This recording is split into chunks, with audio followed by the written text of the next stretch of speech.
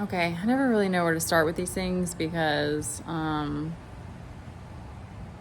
don't know, maybe you just have to start telling stories and then you get better at it.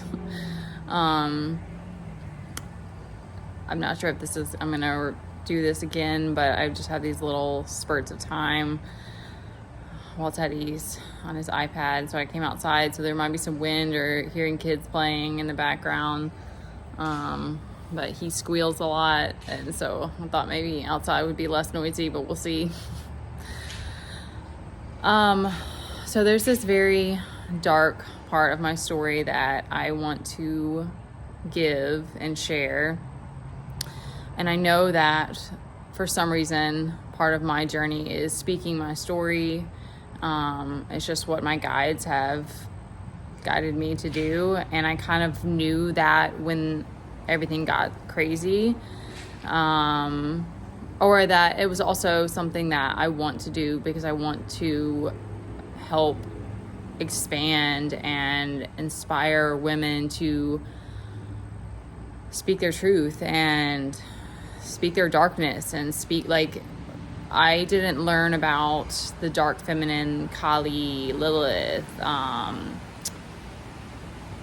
There's a lot more until later, but these are energies that have been around, and the darker forces affect us in some way or another. And so I think that the only way for us to learn how to accept and embrace it and integrate them is to put it out there and to not be afraid of it anymore. So I'm kind of trying to figure out where to begin.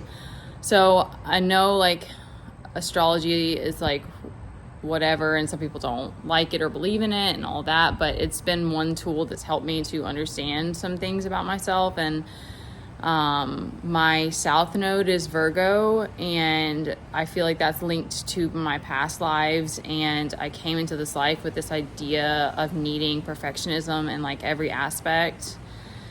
I think it's like something that's thrown at women. Like, it's a whole other thing too that I think a lot of women struggle with. I did the dance thing for a long time, but I never became professional. I've never done modeling. I've never done any of these big industries, but I did fitness as well. And so fitness is definitely another one where it's very full on image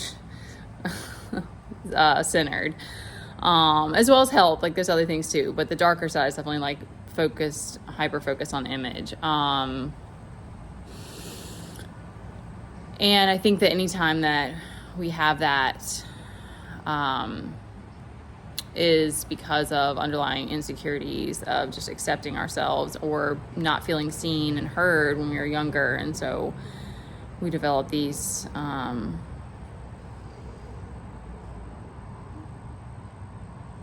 identities based on fear and insecurity.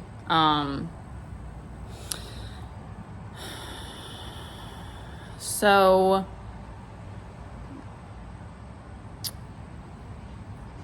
I remember a few times where I had some outbursts of anger as a teenager, but there was only a few. I got triggered a couple times by my mom. And they were very extreme. Like, I remember like one time I like threw my phone and I cracked the window, and we were in the car, and I didn't even know I threw it that hard. And it caught me off guard. I was like, whoa.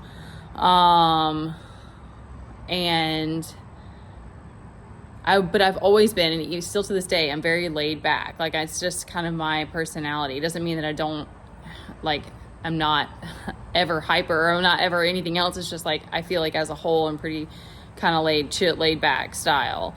Like I said, I definitely have my dramatic moments or my like hyped up moments or whatever. But, so fast forward to having a baby.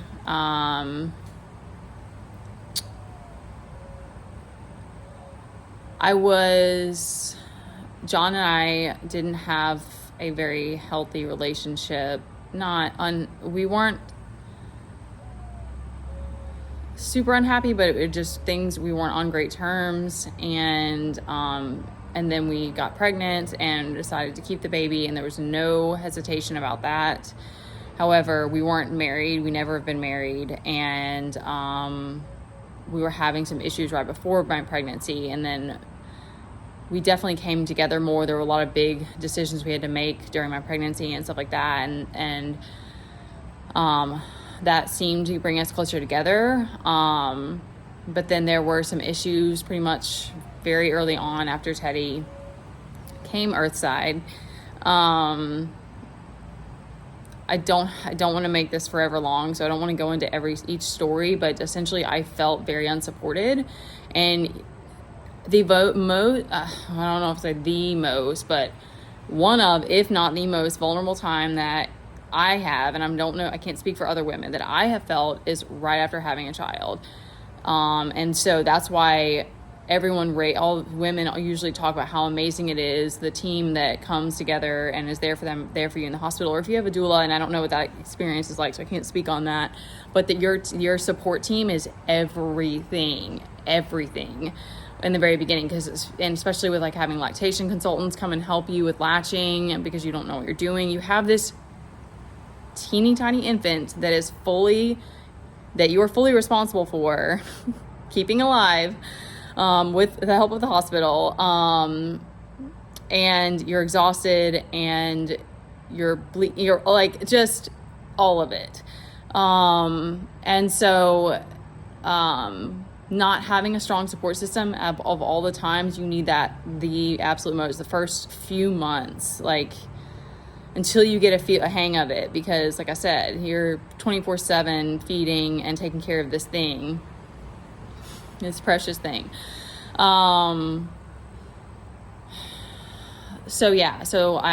had a rough start, which is not ideal on all levels. And my mom was definitely there for us in a lot of ways, and that helped a lot. Then we moved when Teddy was 6 months. John got a job in Florida, so we moved down to Florida, and that was the first time I really started feeling really, really isolated, because he was going off to work. I was in a new place. We didn't really have close by neighbors, which I actually do prefer, especially now. But at the same time, like when you're a new mom and you don't know what you're doing, like again, you need your support system. So I realized for sure after having a child that I really should have worked harder to try to like have a sisterhood. And I definitely have friends that I would speak to and stuff like that, and I would talk to my mom and stuff, and it wasn't like I didn't have anyone. It was just like being there and not having family and that sort of thing is hard and or scary. So I was dealing with all of those feelings. There was a lot of other stuff going on, like my relationship with John. Obviously, it wasn't, at that point, it was just getting worse. And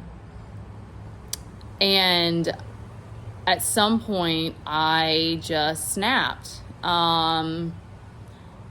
It's weird because I'm still, and I may have to work through this in cycles. I'm sure it will still keep coming up, but it's like it all sort of merged together, the timelines, and it's so chaotic when you have a newborn anyways. It's like you go into nurture, milk mom, whatever mode. Like it's this, you're just completely consumed by it. So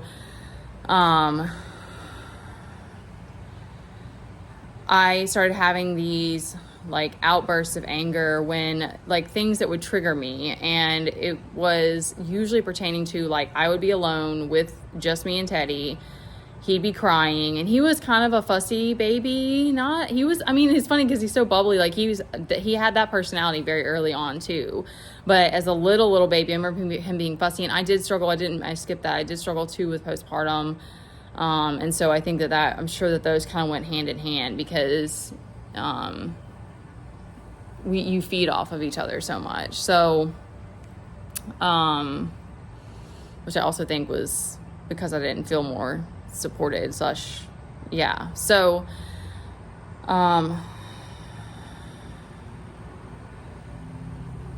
okay, I'm trying to figure out how not to drag this out. Okay, so I started getting to a point where it was like I would get triggered and I would just have this like explosive anger, and I would feel it like build up, and then it like got to a point where I was just like I had to release it. It was like I either screamed or I punched a wall, punched a few different holes. Then we had a trailer we were in a trailer at that point, and punched more than one hole in that wall. And I took it out on John, and I took it out on Teddy because he was the only one there. It was just me and him. And this is the hardest part for me to talk about. I've only told a couple of people because obviously there's a ton of guilt and shame, and I still to this day blame myself for it possibly causing his autism or being a piece of that. And my guides, I haven't gotten any confirmation on that. I don't know if I ever will. It's one of those things anyways with autism that it's like, it's just this big unknown. So, it was like, that was my awakening. It's like, it was like everything sort of just came to a head, and I was like, I can't take it anymore. And I would snap, and it only happened. It was weird because it wasn't like I was like a constant outburst of anger. It wasn't like it was every day or anything like that. It was just random, and I would be triggered by, like, I was trying to do, like, Teddy was upset, I was trying to do this, trying to do that, trying to do this, trying to do that, trying to cross off all the lists and try to figure out what to do. And when your baby's already crying, like, it's hard to, that's not a point where you can reach out for help, you know, like you're just on doing damage control, putting out fires, you know. So, I mean, depending on if it's serious or not. I mean, sometimes they're just, babies cry for all the reasons, and so then I would just like lose it because I was like, I don't know what to do. I can't handle this. I can't get a break, you know. And I ended up starting therapy, but I'll never forget that in that darkest place in my life. And John and I I think at that point we weren't even together anymore. We were co-parent. We decided to co-parent, and we lived in the same place, but we weren't like together. We weren't romantic. Or intimate, or whatever word you wanted to use.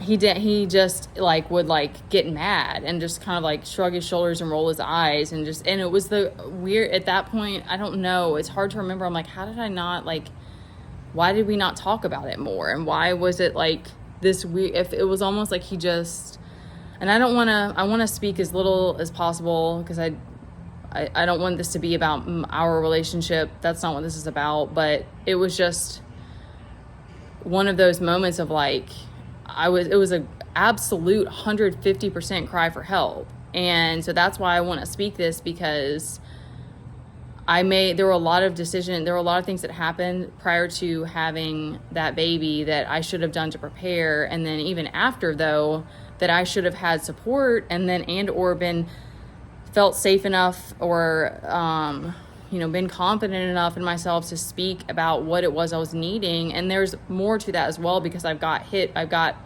pushback from different people when I was reaching out for help, and that's been like a pattern in my life where it's like I wait too long, but then I blame myself because I'm like, oh, I wait too long to ask for help, it's my fault. And it's like, that doesn't make sense. Like, it doesn't matter if you wait too long. You still should feel like you have people that you can go to, that you can rely on, that you feel safe with.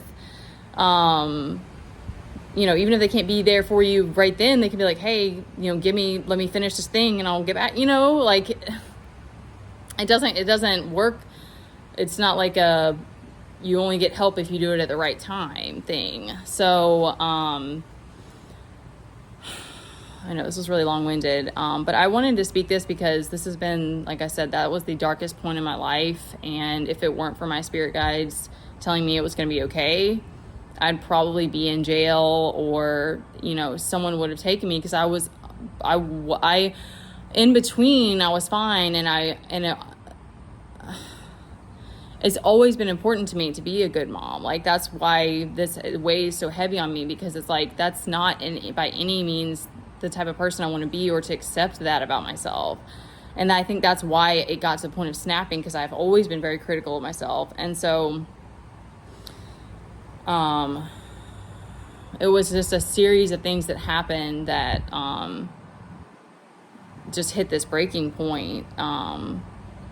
But I just think that postpartum, also obviously taking it out on people, especially your innocent babies, is not cool, and it's not what you want. But this rage that is in women, especially if it's sacred rage, if it's from a place that you want to, that is a part of you, that's your inner child that's screaming at you, like, give me attention, or ask for help, or like whatever it is that you're needing, that you're not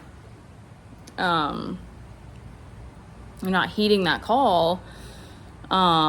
It's there for a reason. And so I think the more that we just try to brush things off or push them down and ignore them, it's like, that's why it gets to this point. I wouldn't want that for somebody else, to have to get to a point where you're boiling over in rage. And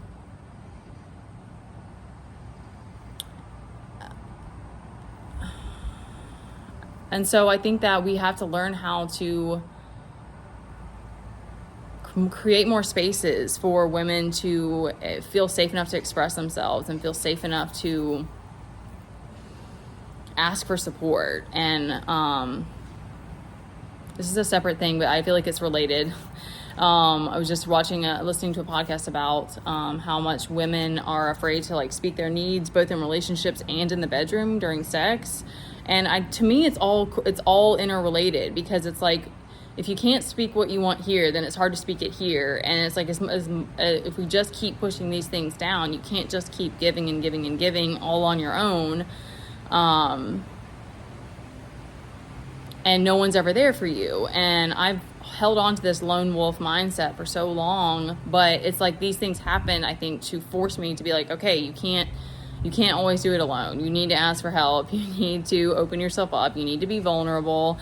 And it's very scary. It is, but it's also like, it's so beautiful and liberating. And I'm sure that if I put this out there, that people are going to judge me, because it is effed up. It does suck, but it wasn't intentional. I do recall for sure when the anger would come up, that I could feel that it was from a place of resentment, but it wasn't that I was resented my child by any means. I was mad in the moment, because I was like, why can't I figure this out? And, why won't you stop crying? Yes, those thoughts go through my head, but it wasn't resentment towards him. It was like resentment that my mom had felt towards me, or, resentment that, my inner child felt, because I was ignoring my needs for so long, and just giving to everybody else, or not speaking up for myself. That was a lot of that relationship, is that there were a lot of things left unsaid, a lot of things.